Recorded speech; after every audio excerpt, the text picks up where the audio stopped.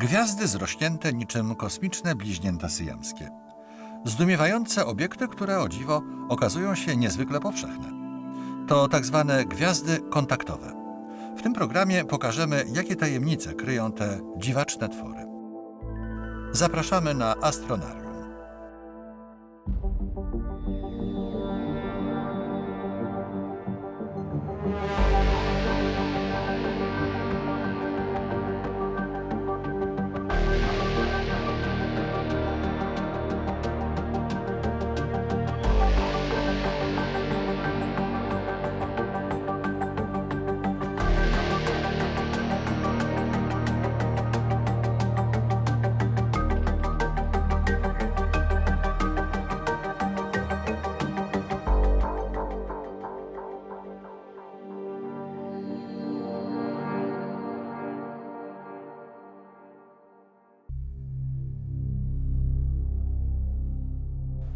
Większość gwiazd w Drodze Mlecznej nie występuje pojedynczo, tak jak nasze Słońce.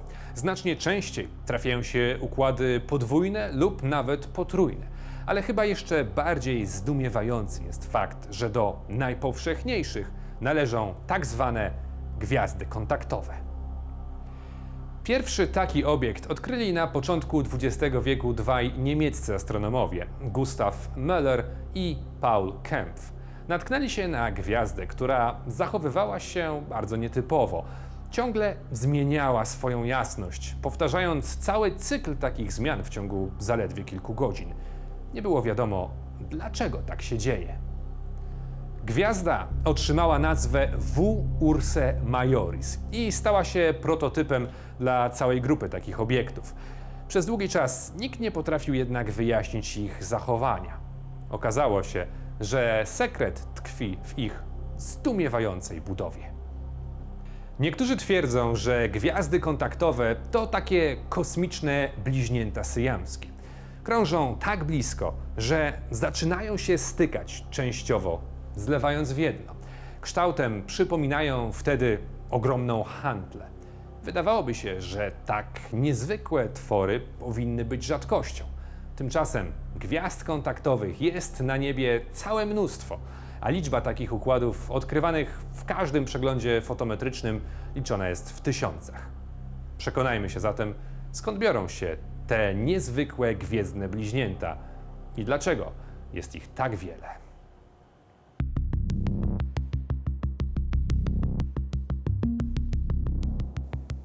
Z pytaniami o gwiazdy kontaktowe udajemy się do miejsca, z którego od wielu lat prowadzone są badania takich obiektów. To Obserwatorium Astronomiczne na Suchorze. Należąca do Uniwersytetu Pedagogicznego w Krakowie placówka znajduje się na terenie Gorczańskiego Parku Narodowego na wysokości 1000 metrów nad poziomem morza.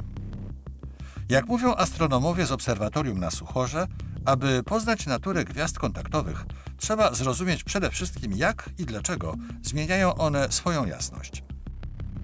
Kiedy dwie gwiazdy krążą wokół siebie, jedna może co jakiś czas zasłaniać drugą.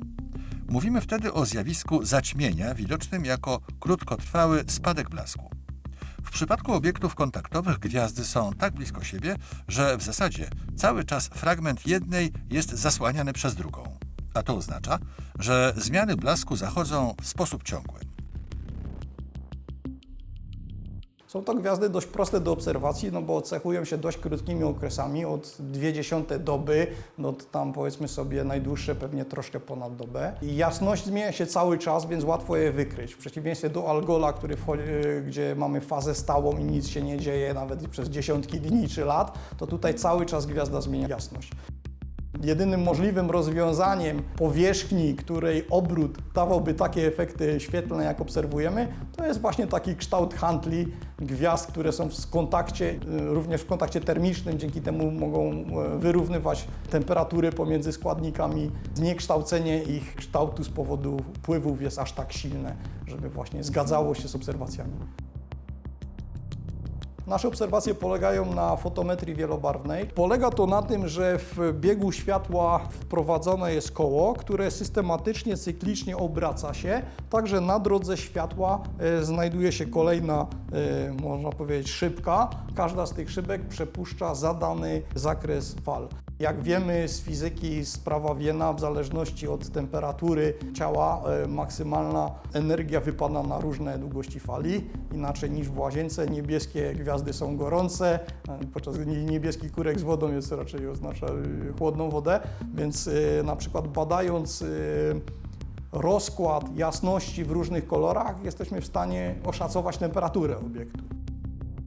Obserwujemy krzywę zmian jasności, kształt tych krzywych, a w dłuższych skalach czasowych obserwujemy zmiany w kształcie wywołane na przykład tym, że takie gwiazdy potrafią mieć plamy, potrafią zmieniać głębokość minimów, to znaczy to minimum, które było głębsze po kilku latach, po kilkuset cyklach może się okazać być płytszym.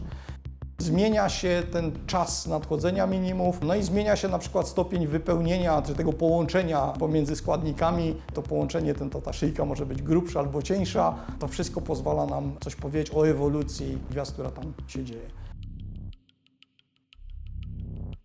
Oprócz obserwacji fotometrycznych dla takich gwiazd niezbędne jest również prowadzenie badań spektroskopowych, a przede wszystkim wyznaczanie prędkości radialnych i stosunku mas pomiędzy tymi składnikami, ponieważ bez tego nie jesteśmy w stanie poprawnie modelować, poprawnie zgadywać tych parametrów, które gwiazdy opisują. Obserwacje gwiazd kontaktowych pozwalają określić wiele parametrów takich układów. Okazuje się, że ich struktura nie zawsze wygląda tak samo i z czasem podlega ewolucji. Różnią się przede wszystkim stosunkiem mas, czyli może być tak, że taka hantla jest symetryczna i połowa wypada tutaj, połowa tutaj, no ale też są obiekty, gdzie ta dysproporcja jest bardzo duża. Mogą się różnić stopniem wypełnienia czy stopniem kontaktu. Są takie gwiazdy, które okresowo zrywają kontakt pomiędzy sobą, że są wtedy odizolowane termicznie, nie ma przepływu materii pomiędzy jednym składnikiem a drugim i ponownie go nawiązują. Takie oscylacje następują wymiany masy. No, a są też układy, gdzie ten połączenie jest silne, grube i wydawałoby się, że materia tym łatwiej reguluje temperaturę na obu składnikach. Oczywiście dalej przychodzą własności takie czysto obserwacyjne. Możemy badać takie układy widoczne pod różnymi kątami, a to w płaszczyźnie orbity, a to prostopadle do nich, gdzie te zaćmienia będą słabsze lub mocniejsze. No, taki obrót układu zaćmieniowego to jest taki swego rodzaju tomograf, który pozwala w różnych kierunkach wyznaczać właściwości obiektu po to, żeby zbudować jakiś spójny, całościowy jego model.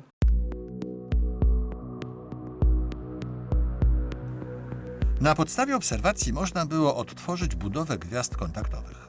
Pozostało jednak pytanie o to, skąd biorą się tak zdumiewające twory.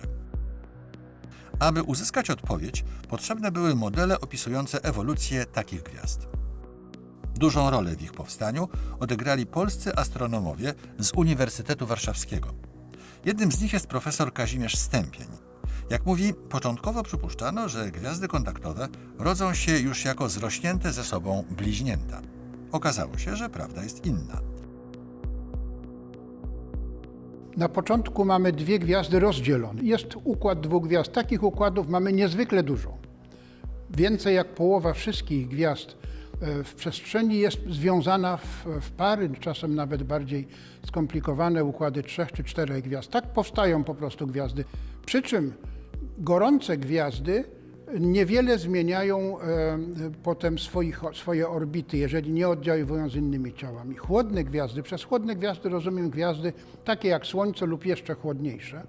Te gwiazdy mają tę własność, że w ich wnętrzach powstają pola magnetyczne. Wiemy, podobnie jest na Słońcu.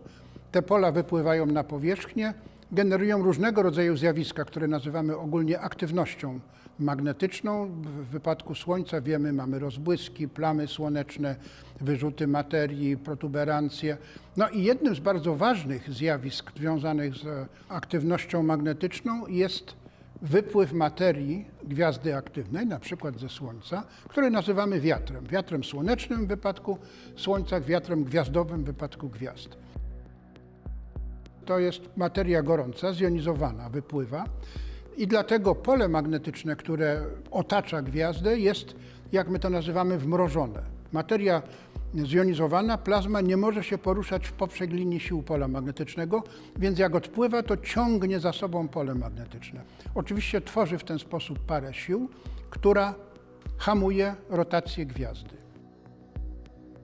Jeżeli mamy dwie gwiazdy w układzie podwójnym, w których każda z nich ma taki wiatr gwiazdowy i wobec tego hamuje swoje tempo wirowania, to orbita musi się zacieśniać. Jeżeli na początku orbita jest dosyć ciasna, powiedzmy początkowy okres obiegu takiego układu jest 2 czy 3 dni, to wystarcza czasu do tego, żeby one weszły w kontakt, zanim one skończą życie.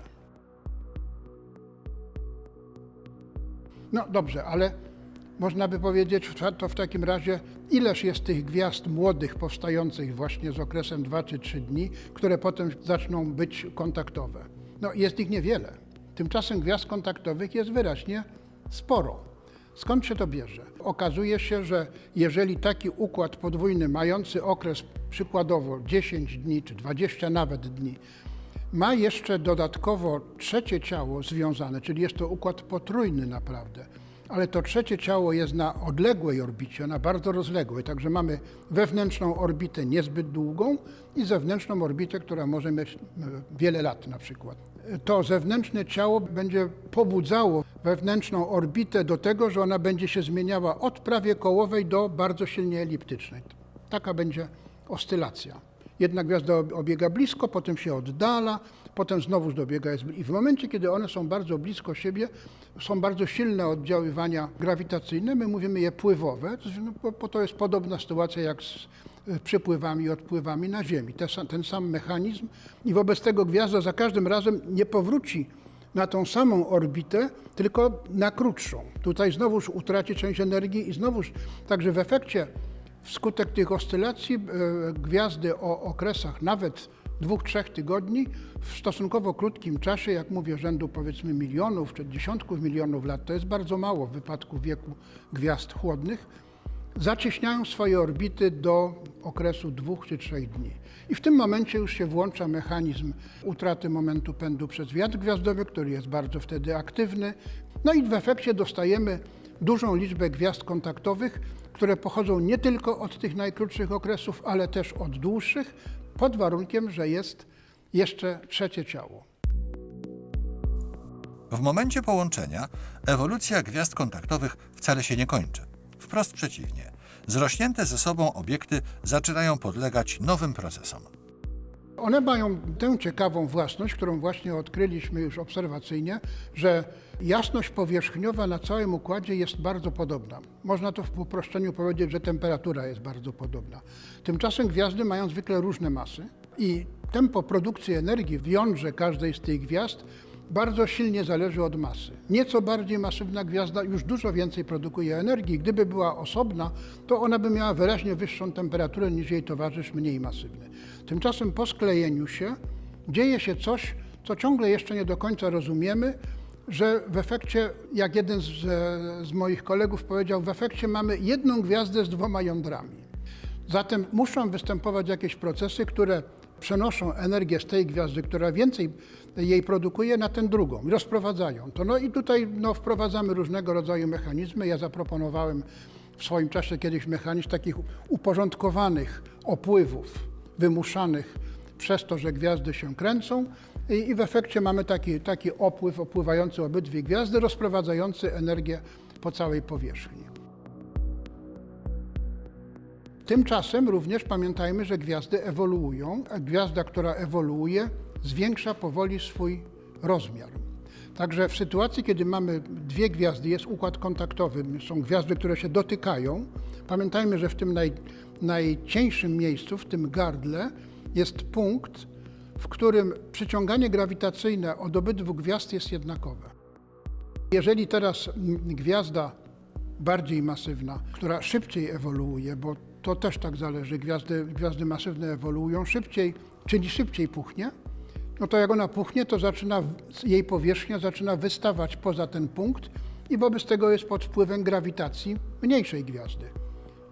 to się przejawia w ten sposób, że zaczyna strumień materii przepływać do tej drugiej gwiazdy. Także gwiazda, ta, która puchnie, po prostu tłoczy materię do swojego mniej masywnego towarzysza. I ten proces, jak sądzimy, on jest głównym mechanizmem, który powoduje zmiany ewolucyjne w tym układzie gwiazd.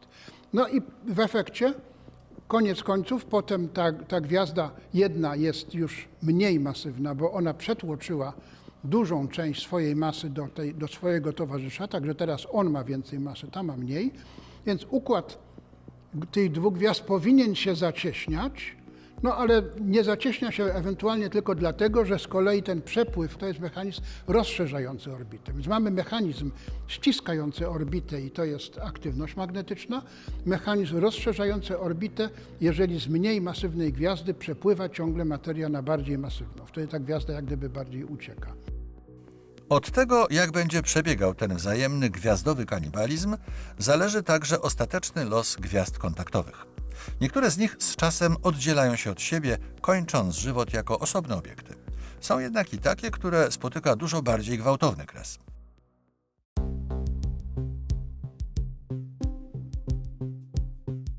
Oto V838 Monocerotis, gwiazda, która w 2002 roku rozbłysła nagle w gwiazdozbiorze jednorożca. Echo świetlne tego kosmicznego wybuchu zostało uwiecznione na spektakularnych zdjęciach z teleskopu Hubble'a. Do dziś jest to najbardziej znany przykład tzw. czerwonej nowej. Przez długi czas natura tych zjawisk pozostawała zagadką. Okazało się, że ich źródłem mogą być właśnie gwiazdy kontaktowe. Prawdziwą naturę czerwonych nowych odkrył polski astronom profesor Romuald Tylenda. Jak dowiódł, do takich wybuchów dochodzi, gdy gwiazdy zderzają się ze sobą, zlewając w jedno. Naukowcy z Centrum Astronomicznego imienia Mikołaja Kopernika Polskiej Akademii Nauk w Toruniu kontynuują badania profesora Tylendy, starając się zrozumieć przebieg tych niezwykłych zjawisk. Przez bardzo długi czas wydawało nam się, że takiego procesu zlania się dwóch gwiazd nie będziemy w stanie obserwować, ponieważ są to bardzo rzadkie zjawiska. Dlatego zaskoczeniem było odkrycie gwiazdy V1309 Scorpii, która wybuchła, pojaśniała w roku 2008 i na szczęście znajdowała się w polu obserwacji projektu OGLE. OGLE obserwowało ten obiekt na lata poprzedzające wybuch z 2008 roku i profesor Tylenda wraz ze współpracownikami z Torunia pokazali, że V1309 Scorpii była układem kontaktowym, który w ciągu kilku lat skrócił swoją orbitę, zmienił swój okres orbitalny znacząco, na tyle, że ostatecznie gwiazdy się ze sobą zderzyły i zlały się w jeden obiekt. Dzisiaj taką klasę obiektów znamy jako czerwone nowe i V1309 jest takim sztandarowym przykładem, gdzie widzieliśmy na własne oczy dwie gwiazdy zacieśniające swoje orbity i ostatecznie zlewające się w jeden obiekt. Dzisiaj badamy ten obiekt bardzo dokładnie po to, aby się dowiedzieć, jakie procesy fizyczne towarzyszą zlaniu się dwóch gwiazd. Dlaczego niektóre układy kontaktowe przeżywają fazę wspólnej otoczki i kończą swoją ewolucję jako dwa oddzielne obiekty, a dlaczego są takie gwiazdy jak V1309, gdzie to zbliżenie się do kontaktu powoduje merger, czyli zlanie się w jeden obiekt. To są bardzo trudne badania, ponieważ musimy się dowiedzieć, jaka część momentu pędu jest odprowadzona z układu poprzez utratę masy, poprzez wyrzuty gazu. Chcielibyśmy się dowiedzieć, w jaki sposób ten gaz jest wyrzucany, czy jest to po prostu odrzucenie sferycznej otoczki, czy jest to utworzenie dysku, albo też utworzenie jetów, strug materii. To są bardzo intensywne badania, które są prowadzone zarówno obserwacyjnie, jak i na polu teoretycznym. Gwiazdy, które nazywamy czerwonymi nowymi, wybuchają głównie w zakresie optycznym i podczerwonym, to znaczy znacząco zmieniają swoją jasność i przypominają praktycznie rzecz biorąc w tej fazie klasyczne nowe. Bardzo charakterystyczne dla czerwonych nowych jest zachowanie zaraz po maksimum jasności, kiedy to zmieniają swoją temperaturę do bardzo niskich wartości. Podczas gdy klasyczne nowe ewoluują do bardzo wysokich temperatur rzędu 10 do 5 kelwinów, czyli 100 000 kelwinów. Czerwone nowe ewoluują w dokładnie drugim kierunku. Najbardziej znany obiekt tego typu V838 Monocerotis osiągnęła temperaturę 2500 kelwinów zaraz po wybuchu. To, że obiekty ewoluują do bardzo niskich temperatur, sprawiają, że obiekt wydaje nam się czerwony. Ale w fazie, która następuje po wybuchu, obiekty również produkują bardzo dużo pyłu i bardzo dużo molekuł. Pył zasłania nam gwiazdę, czyniąc ją jeszcze bardziej czerwoną. Dlatego nazywamy te obiekty czerwonymi. Nazywamy je nowymi tylko dlatego, że są to nowe obiekty na niebie. Jak wygląda sam proces zderzenia, jest bardzo trudno odpowiedzieć na to pytanie, ponieważ wciąż do końca tego nie wiemy. Oczywiście nie mamy obserwacji, które by pokazywały nam to bezpośrednio i musimy się posiłkować symulacjami hydrodynamicznymi czy nawet magnetohydrodynamicznymi. Takie symulacje zawsze mają niestety jakieś ograniczenia, nie mogą włączyć wszystkich procesów fizycznych, o których wiemy, że mają tam miejsce, więc ostatecznie możemy badać tylko pewne aspekty zderzenia. W tej chwili jest to bardzo gorący temat w astrofizyce gwiazdowej. Wciąż szukam odpowiedzi na to pytanie. W zrozumieniu gwiazd kontaktowych pomogły prace wielu wybitnych polskich astronomów. Jednym z pionierów tych badań jest profesor Sławomir Ruciński. W swoich pracach pomierzył i opisał właściwości ponad 150 takich układów, istotnie pogłębiając dostępną wiedzę na ich temat. Mimo to gwiazdy kontaktowe nadal mają wiele sekretów. Wciąż nie do końca rozumiemy, co dzieje się pod powierzchnią tych przedziwnych tworów, ani dlaczego i w jaki sposób niektóre z nich zderzają się, zlewając w jedno. Te kosmiczne bliźnięta syjamskie ciągle czekają na tych, którzy do końca odgadną ich przedziwną naturę.